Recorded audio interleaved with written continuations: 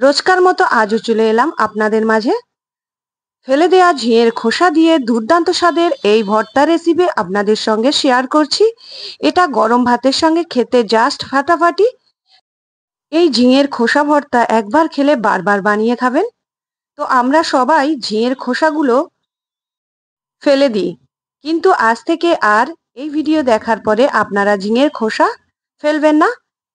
আমার ভিডিওটা ফলো করে আপনারা যদি এই খোসা ভর্তা বানিয়ে একবার বাড়িতে খান, তাহলে যখনই ঝিঙে বাড়িতে আনবেন খোসা আর ফেলবেন না। চলুন কথা না বাড়িয়ে শুরু করা যাক। প্রথমে আমি ঝিঙেগুলো খোসা ছাড়িয়ে নিয়েছিলাম। সেই খোসাগুলো ভালো করে আমি পানি দিয়ে ধুয়ে নিয়েছি।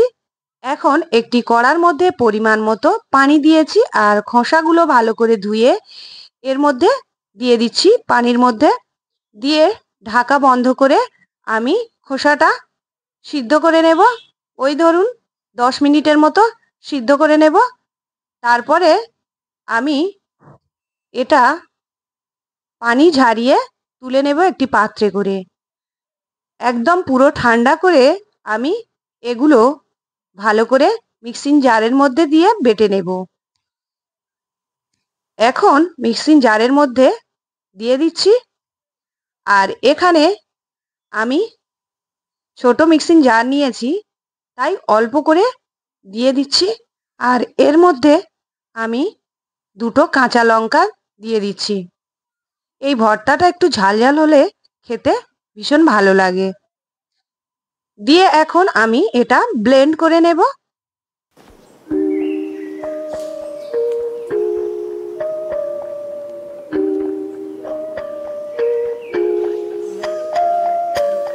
একদম সুন্দর করে মিহি করে ব্লেন্ড করে নিয়েছি। এখন কড়ার মধ্যে পরিমাণ মতো তেল দিয়ে দেব। দিয়ে তেলটা গরম হতে দেব। গরম হয়ে গেলে এর মধ্যে কালা জিরে 1 চামচ দিয়ে দিয়েছি আর শুকনো লঙ্কা ছোট ছোট টুকরো করে কেটে দিয়ে দিয়েছি। আর এখানে রসুন একটু থেঁতে দিয়ে দিয়েছি। 5-6 কোয়া রসুন থেঁতে এর মধ্যে দিয়েছি। এখন সমস্ত কিছু একটু ভালো করে আমি ভেজে নেব। রসুনটা থেঁতে দেওয়ার কারণে এর মধ্যে দারুণ একটা ফ্লেভার আসবে আর খেতে ভীষণ ভালো লাগবে। তাই রসুনটা একটু লাল লাল মতো হয়ে এলে আমি এখানে দিয়ে দেব ঝিঙের খোসা বাটাটা। সবসময় খেয়াল রাখবেন রসুনটা একটু লাল লাল হলে তারপরে দেবে। কাঁচা অবস্থায় দিলে রসুনের গন্ধ থাকবে আর খেতে ভালো লাগবে না। আমি যেরকম ভাবে লাল করে ভেজে নিয়েছি এইরকম করে একটু লাল করে ভেজে নেবেন। তারপরে খোসা বাটাটা দিয়ে এখন ভালো করে এটা আমি একটু ভেজে নেব। তারপরে এর মধ্যে স্বাদ অনুযায়ী লবণ দিয়েছি আর একটু হলুদের গুঁড়ো দিয়েছি কালার হওয়ার জন্য। এটা অপশনাল, দিতে পারেন নাও দিতে পারেন। দিয়ে এখন ভালো করে এটা ভেজে নিচ্ছি।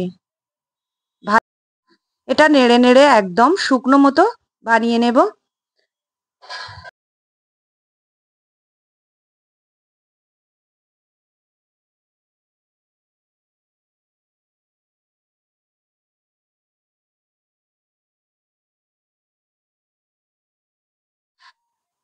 এটা নাড়তে নাড়তে যখন দেখবেন কড়ার মধ্যে থেকে ছেড়ে আসছে তাহলে ভাববেন এটা হয়ে গেছে। আর এটা একটু শুকনো শুকনো বানালে বেশি ভালো লাগে খেতে। তো এখন আমি এটা একটি পাত্রে করে তুলে নেব আর গরম গরম পরিবেশন করব। এইভাবে আপনারাও বানিয়ে নিতে পারেন দারুণ স্বাদের ঝিঙের খোসা ভর্তা। তাহলে বন্ধুরা ভালো লাগলে অবশ্যই একটি লাইক কমেন্ট শেয়ার করবেন আর সাবস্ক্রাইব করে দেবেন। অল নোটিফিকেশান অন করে দেবেন, এতে করে আমার সমস্ত ভিডিও আপনাদের কাছে পৌঁছে যাবেন। আজকের এখানেই শেষ করছি। আল্লাহ হাফেজ।